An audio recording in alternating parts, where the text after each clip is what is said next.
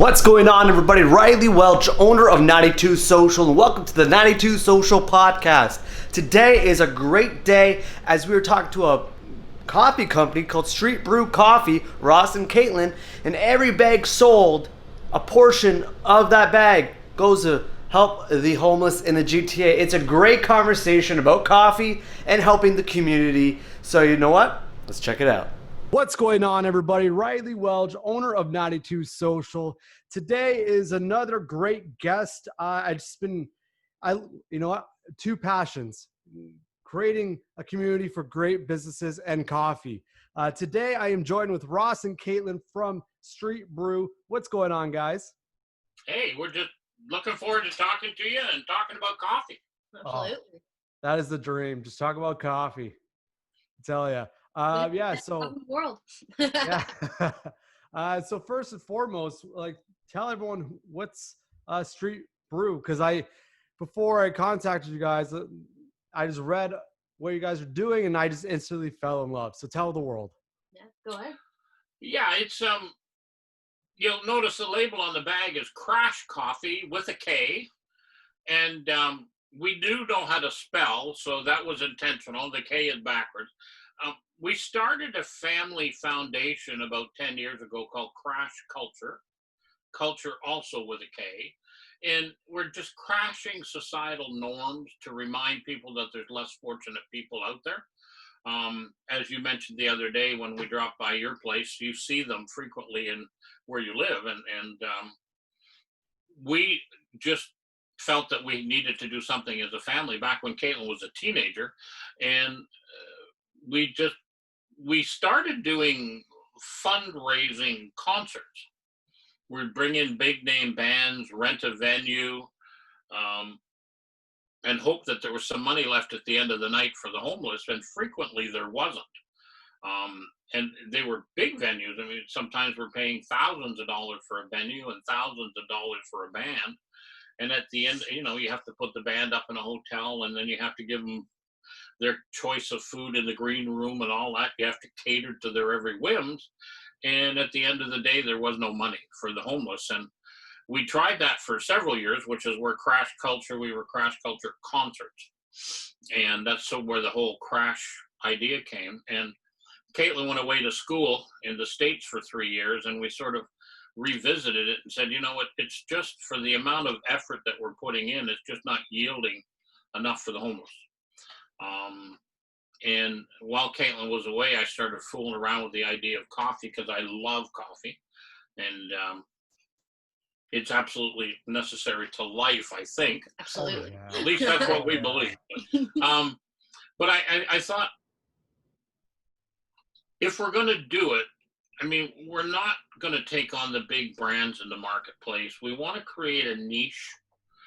And the whole idea is we're using coffee as an instrument to create a community of people who love coffee and will help us help the homeless while they're enjoying good coffee.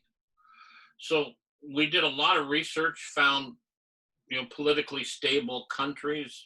Our coffee comes from all over the world, but the vast majority, and the coffee that you're enjoying, is from Honduras.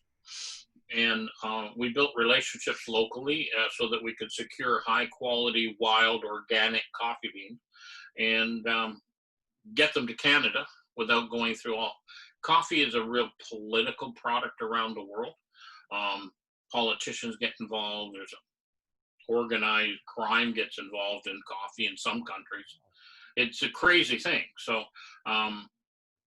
while Caitlin was away, I worked hard at putting the business model together, and she'd be home for the summer and help me look at different ways of doing this. And we just thought, there's close to 2 million coffee drinkers in the GTA. And they drink, on average, the serious coffee drinkers, 3 to 4 cups a day. Yeah, I'm on that. Yeah. Thinking, that sounds about right. Yeah. You're right. My bad. Yeah. Yeah. So I'm thinking, Caitlin, we don't have to connect with that many.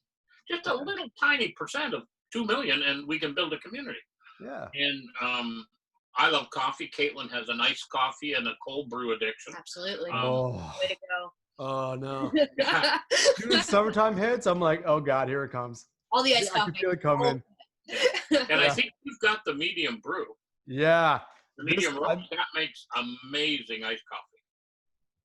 Absolutely. Every day. It's all I drink. Rock your soft iced coffee. Okay, so this is definitely going to be an iced coffee. Let's go. Oh my God. Yeah.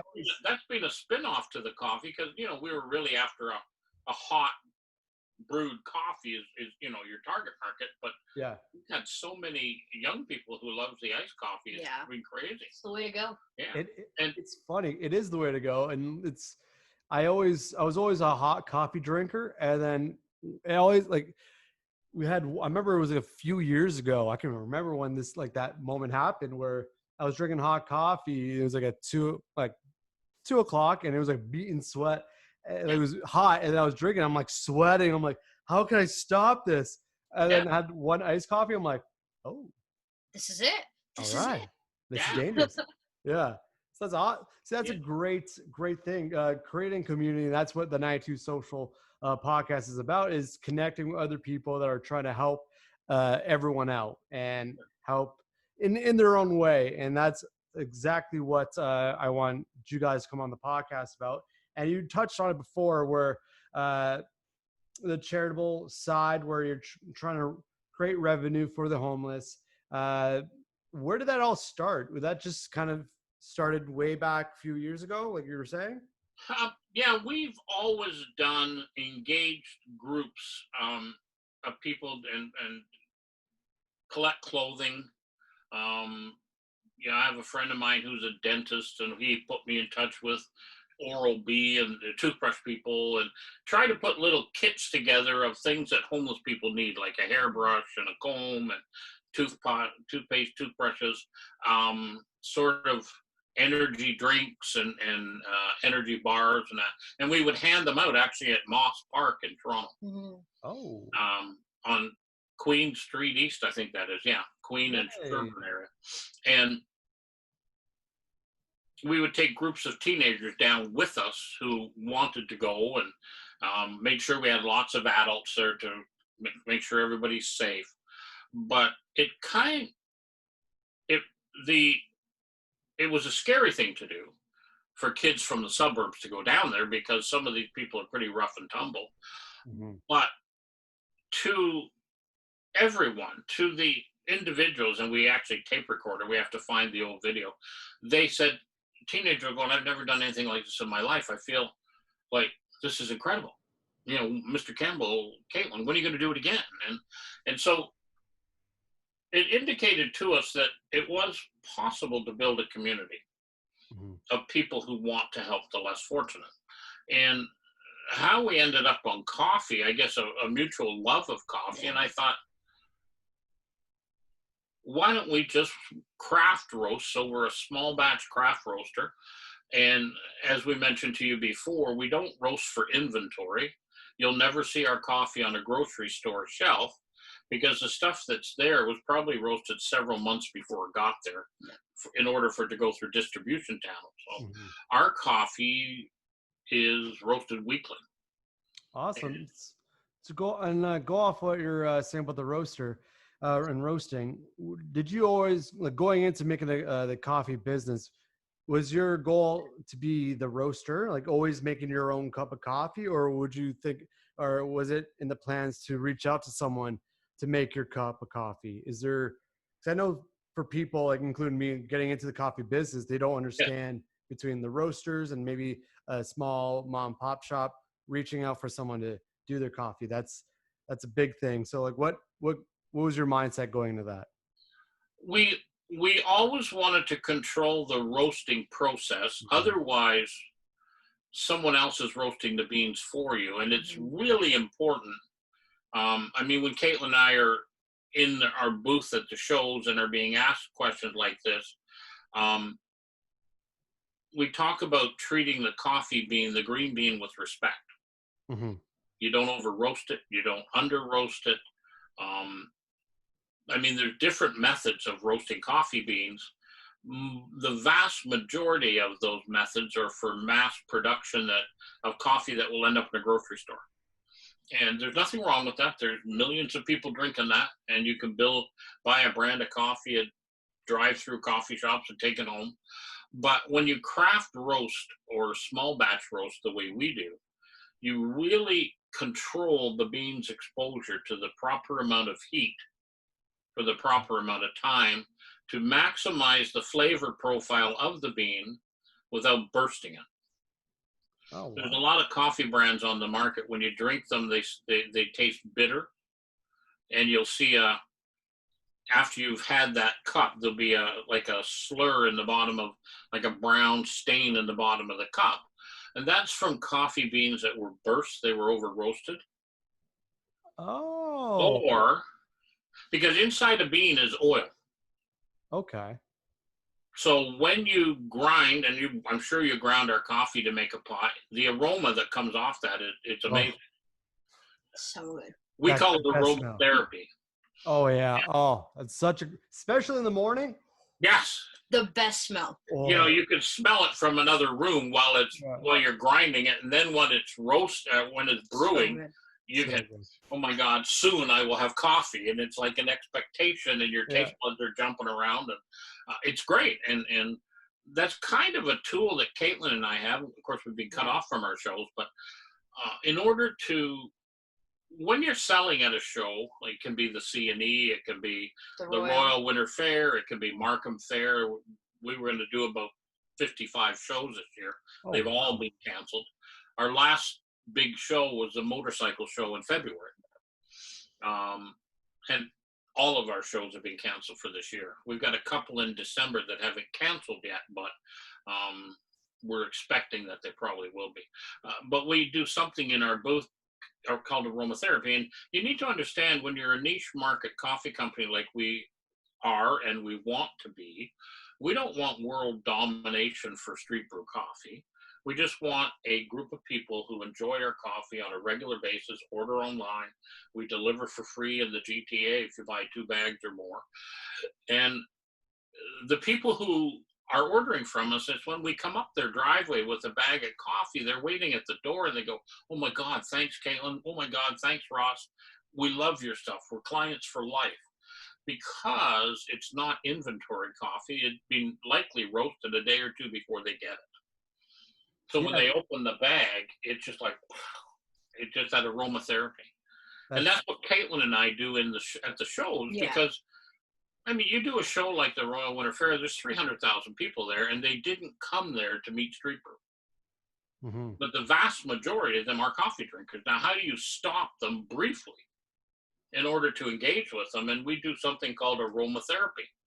And you see somebody walk by and they could have one of those red cups in their hand, a takeout coffee, and you go, well, I know you're a coffee drinker, so you can't lie to me. Yeah. Come on over here. No, I don't want your coffee. And I go, I got something for free here. It's called aromatherapy. It'll just help you get around the show. And we have a bag of coffee open, and they go, and I said, well, Caitlin and I will say, what do you think?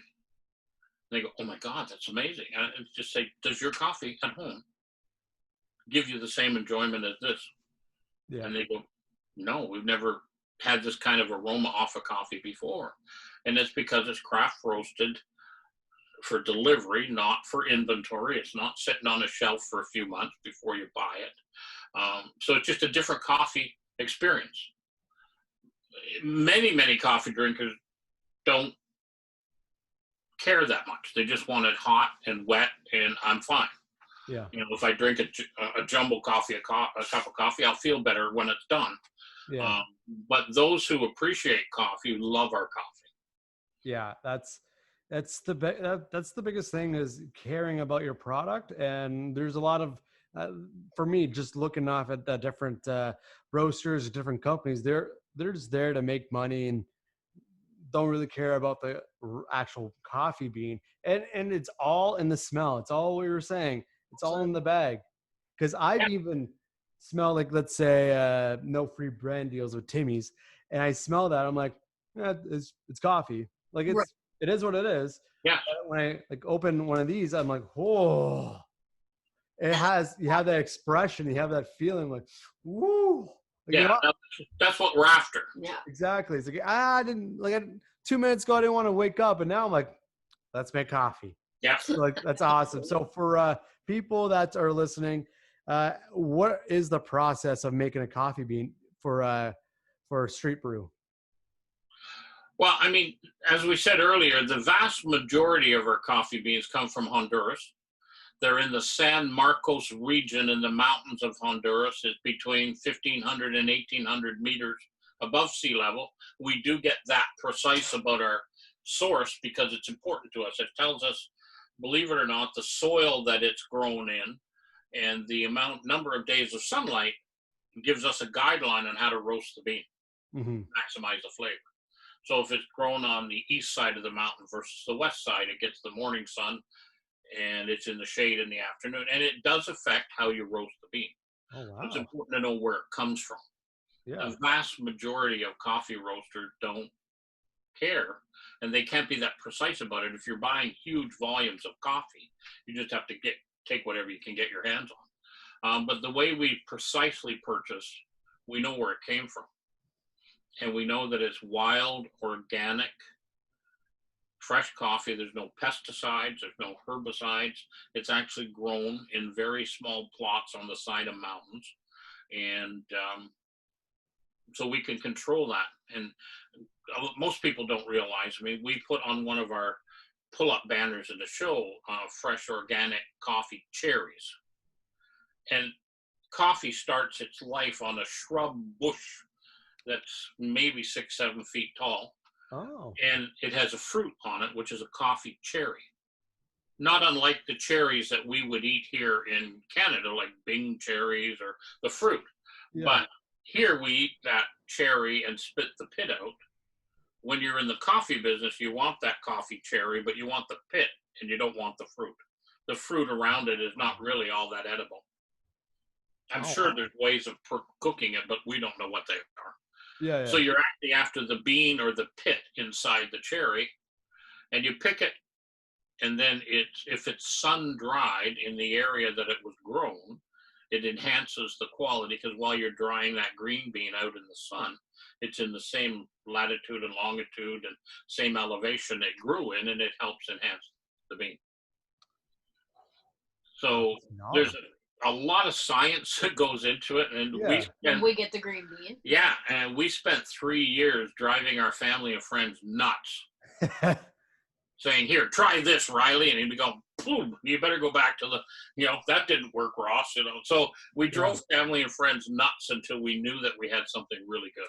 Yeah, don't you love it when you're those families and friends are like, "Oh wait, this is good. This is pretty good," Absolutely. Or even turning someone into a coffee drinker, because I did that from a buddy, and it is a great feeling. It's the best. It is. And now what we thrive, I mean, we're cut off from our trade shows for now. They'll come back eventually. Yeah. But going up a driveway and to make a delivery, and of course we leave it on the front porch and we ring the bell, so because you don't interact with people too much right now. Yeah. But they'll come to the door and they, "Oh my God, thanks, Caitlin. Thank you. We're halfway through our last bag and we're getting a little desperate. Thanks for bringing it around." And so you get responses like that. And we've had a number of our clients go, when they go to bed at night, they look forward to having a pot of Street Brew in the morning. Yeah. Oh yeah. And I'm going, "Does that make the pillow softer?" They go, "You have no idea." Yes, it does. So we just love these kind of comments because it means we're doing something right. Exactly. That's so nice. The focus is, if you continue to do well and care about people, the finances will take care of themselves eventually. Yes, I always say take care of your work and the work will take care of you. Absolutely. Yes. I always said that, and it relates to any industry. And I said that with like social media, and it goes in coffee. Take care of your work, and you're just saying everything else will come. Like, yes. Take care of what you're doing. Do it the best way you can. If you look at your clients or customers as a financial opportunity, then your judgment is impaired, because they're a financial opportunity rather than somebody you want to build community with. and present a product to them that makes them loyal to your brand. And, It's a completely different way of looking at how to do business. and that's the thing. That is just like a great business advice. And it's not about the numbers. It's about what you're doing. It's about what is your mission statement, and really hammering that and really kind of live that. Yes. It's one thing of saying it, but it's another thing of doing it every single day. Yes. And I can definitely see that in what you guys are what you are doing, and it's fantastic. So with owning a business, there's lots of highs and lots of downs. You're mentioning people are like, "Oh, I'm on my last bag of coffee. Thank you for coming in." This is like you're coming in clutch. Oh, I just got the whiff of it. Yeah. See, I can't wait for tomorrow morning. Yeah. What is one of the? Is there any instances or any examples where you didn't expect it, like unexpected business? I don't know if I'm saying it right. Is there any any experiences that you weren't expecting in the coffee business where now you're looking back saying, I wish I did the other way? Yeah, I think that I can remember way back years ago, when I was probably your age. I remember talking to a buddy of mine that went into the life insurance business, right? Mm-hmm. And he said, it's really easy to sell insurance to all your family and friends. The success as an insurance salesman is selling to strangers. So yeah, we had a group of family and friends who finally said, oh my God, it's great, sign us up. But when we went and did our first show, which was the Markham Fair in 2019, it was October. And Caitlin had just come back from graduating in the US and was looking around at the job market, was going on interviews, but not really all that impressed. And I said, well, I think we got the coffee worked out. Do you want to give it a go? And she said, yeah, why not? We can help the homeless. We can help the villagers in Honduras on the backside. And let's see if there's something in there that will allow Caitlin to make a living at the same time. Mm-hmm. So a social justice company. We applied late and we're on a waiting list for the Markham Fair, and we got in at like 3 days before the show. They said, you're in, send your money and we got a booth for you. Somebody canceled. And so we're looking at each other and think, how much coffee do we take? We don't even know. Like, you don't want to show up with 500 bags of coffee and bring 450 bags back with you, because that looks sad, right? And but you have no expectations, really. Yeah. So we went in there, and on the first day, it was bitterly cold. It's the first weekend in October, the weekend before Thanksgiving. Oh. And it was nasty cold, and there was a 45-kilometer wind, and it was raining. Oh, The rain was going sideways. And we sat in the booth. I think we sold 8 bags of coffee all day, from 10 o'clock in the morning until 9 o'clock at night. And we went, oh, maybe this wasn't such a good idea. Yeah. And the weather on Friday was not much better. And I think we sold 11 bags. And we thought, oh, gee, I guess we brought too much coffee. I think we had, 100 bags of coffee. We were being really optimistic, we thought, right? Yeah. And by the end of the day on Saturday, we'd sold out. We had to go back to the roastery and roast more coffee in the middle of the night so we could come back and have a midnight shift and have stock for Sunday morning. And at the end of the day, Sunday, we sold out again, and we sold our last 2 bags of coffee to the last person that approached. It was 5 o'clock on Sunday. right before we closed. And so we went from 8 bags on Thursday, thinking that maybe this wasn't such a good idea, to well over 150 bags by the time the show was done. And nobody knew who we were. It was our first show ever. Yeah. We didn't know what we were doing. Yeah, we had no idea. We were learning as we went. Yeah, we were kind of winging it. That's the best way of doing things, honestly. Just do it and you'll learn. If your intentions are pure, then winging it is okay. It works. It is. Exactly. If you're a scoundrel, winging it's going to get you in trouble. But while we were there, this lady approached our booth, and my background is graphic design and communications. That's what I did as a career. We owned a fairly large agency in Toronto. And she comes up and she goes, I've been watching you, and I had no idea who she was. And she says, I checked out your story. You've got a little website up, and it's really cute. And I'm going, well, it's just a placeholder website because we're not even sure we have a good idea yet. And she goes, you don't know who I am? And I said, I have the faintest idea. She ran the Royal Winter Fair. And she said, I want you guys in the fair. And I went,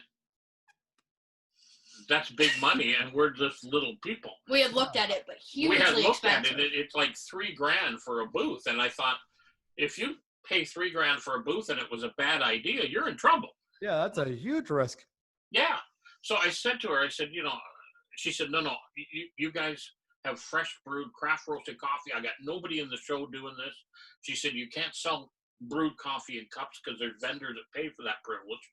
But, they pay for booths and they serve coffee by the cup. And I said, no, we don't want to do that. And she said, well, you can't even offer taste cups or my beverage vendors will get upset. And I said, we're fine. We just want people to buy a bag, take it home, fall in love with it. Yeah. And so she said, okay, you can't do 10 days. And I said, oh, it's just way too much money. And she said, I got a booth that's open up for the last 5 days. Would you take it? And we said, sure, we'll give it a try. Yeah, okay, that'll work out. So again, it's Wednesday, Thursday, and that's when a lot of the school buses come in, and all the kids. We don't have a product. We have an adult beverage. Kids are not buying coffee, right? And even the teachers and adults that are monitoring the groups of 8 and 10 haven't got time to talk to us because they're counting heads to make sure they don't lose anybody, right? Mm-hmm. But the Wednesday wasn't all that great, but the other vendors said midweek is not, don't worry about it. And Thursday wasn't much better. Friday we sold more bags on Friday than we did on Wednesday and Thursday combined. And then Saturday we went nuts, and we just about ran out of coffee again. We just had enough to skate through on Sunday. We sold, I think, we left the show with 1 or 2 bags, and we'd taken a couple hundred bags. Yeah. So, So it was great. It was a great show. Right on. So when you do these things, you're hoping to pay for your booth fees. Yeah. Unfortunately, at the Royal, you're parking underneath the Enercare building. Yeah. And it's $50 a day for parking and all that. And you're thinking, gee, maybe we can pay for the booth and parking, and and we did. And through that, a lot of people saw us there and invited us to other shows, and it developed a momentum of its own. The motorcycle guy saw us and invited us to the show. We were supposed to be at the Sportsman show this year, so it's just a matter of being at the right shows at the right time and understanding your product and the crowd. Like there's shows like the Cottage Show and stuff, which are huge shows, but you're paying $3,000 and $4,000 for your booth, and you just can't sell enough coffee to make it worthwhile. Yeah. So our method of connecting with the marketplace and getting our brand out there was the shows, because we're not in retail, and there's not enough profit in coffee for a retailer to take 50% or 40% of the retail price. And still allow us to help the homeless. There's just no money in the formula. So, you asked earlier about what our goal would be, and we would love if we were blue skying to open a retail coffee shop and bakery in downtown Toronto that employs the homeless. That's our goal. Oh, that's good. And train them to be baristas, so that they have skills. Train them to roast coffee the right way. So, I mean, a lot of people on the street are unfortunately there for behavioral reasons, or they're on medications and stuff. But there are people who fall through the cracks and end up on the streets and are just looking for a hand up. Yeah. So we thought if we could find a retail spot downtown eventually, and we know how much it's going to cost. We built a business model around it, but we're a long way from being there yet. So people would be able to come in and pick up their coffee on the way to work. But since we did that, people don't go to work anymore. They work from home. But I've got several friends that work for big banks, and they've been told they may never come back to the head office in downtown Toronto. They may be working from home forever. It's crazy. It's definitely crazy what's going on. But that's a great idea of taking it a step further and having that business plan. And you were saying you had that goal in mind, and that I honestly never heard of something like that. And that's awesome. That's something that I personally can get behind and do anything for that. That's awesome. So talking about, creating community, building this podcast is pretty much just showcasing everyone's services, everyone's product. And the way I do usually end the podcast, or I always ask in every podcast that I ask my guest if you know anybody that you want to shout out. If it's a grocery store, if it's a small mom and pop shop, if there's something that you use almost daily that you want to shout them out, let us hear it. Well, I think one of the interesting things that Caitlin and I discovered through doing all these trade shows is there's a subculture of business people doing trade shows, and they don't have retail locations. They have amazing products, but the multiples are not there to go into a grocery store and have the store take the profit. We've already been approached by several large coffee or grocery companies that want to get their hands on Street Brew, but it's not there. So what we discovered, there's a community of people who are trade show people, and it's really interesting that these are people who work very hard, and they work very hard at their products. Probably a young couple, well, they're not that young, but is Spice of Life or Spice for Life? Spice of Life. You might want to talk to them. Yeah, they're a hot sauce company. They have Jamaican hot sauce recipes that belong to her grandmother. Oh my. And what they do up here is they rent commercial kitchen. So they're food and beverage inspected, and they make these hot sauces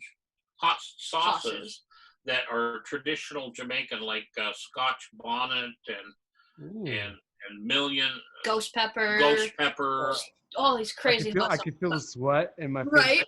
These hot sauces will hurt you. Yeah. Oh no. But I mean, we've had several friends, and what we do with Natalie and her hubby is we trade coffee because they love our coffee. Yeah. So I'll say, well, give me half a dozen boxes of your hot sauce. And they have 5 bottles in it, and it's sort of an introductory, you find out which level you like, and you gauge and order the sauce you like. But it goes from what they call mild to, million plus. Million plus. Oh, God. Sounds awful. And put Caitlin in. No, I had the ghost pepper. I had the second one. Oh, you had the ghost pepper. Oh, yeah. How'd you do? It was real rough. I was crying. Yeah. It was real rough. I left the booth briefly and came back, and Caitlin was in the fetal position on the floor. Yeah. And I'm going, did you take the hot sauce? And she goes, yeah, Dad, I did. That was a mistake. I thought it would be cool, but oh my God. I thought I could handle this. No. Yeah, A couple drops on a Triscuit. What could go wrong? Oh, man. So then I looked over at Natalie, and she's really cool. A lot of Natty, and I said, you've killed my daughters. She says, yeah, I know, but she thought she could handle it. Sorry, Ross, Yeah, my bad. So they're cool people, and they're dealing really with awesome. the same thing that we're doing. We've done, we did a contest with them, hot sauce and coffee, and Yeah. with our databases and that. So they're pretty cool. Retail wise, right now, I can't think of anything really. No, just small business. Yeah, it's a trade show, folks. Because that is kind of becoming our community, and then we deliver directly to clients across Southern Ontario as well. Right on. Yeah. So they might be somebody, I'll mention you to them, they might be somebody that'd be good for your show. Awesome. Yeah, well, that's the whole point, is growing this community. And to go on your trade show community, I used to work for a place that were, I was in promotions, and where I was always at the trade shows, and seeing everybody doing like the home shows and the garden shows, it is a grind. It is a real grind where people are standing there for 12 hours a day on concrete. People don't understand. Concrete is hard just to stand there.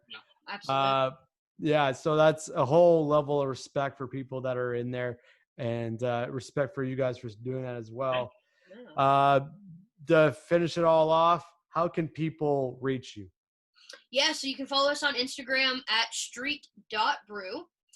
We have our Facebook, which I think is still under Crash Culture. We can also search Street Brew. Either one will come up. And we also have a YouTube channel called Street Brew Coffee. Ooh, perfect. Alrighty. Well, thank you very much, Ross and Catlin, for coming on the 92 Social Podcast. It was a great conversation about coffee. Everyone loves coffee. And it's one of those things where once you get started talking about it, you just keep going. Absolutely. And it's a great topic to talk about and great smell, coffee. And thank you again. And we'll stay in touch. All right. Absolutely. Thank you. Thanks you for having us. Well, thank you very much, Ross and Catlin from Street Brew Coffee, to coming on the 92 Social Podcast. A great conversation. All their socials will be down below, as well as 92 Socials social media will be down below. If you know someone that wants to become a guest of the 92 Social Podcast, or if you know a small mom and pop shop that needs a little recognition of what they're doing, hit me up, Riley at 92social.ca. That being said, guys, have a great rest of your Saturday. Take care.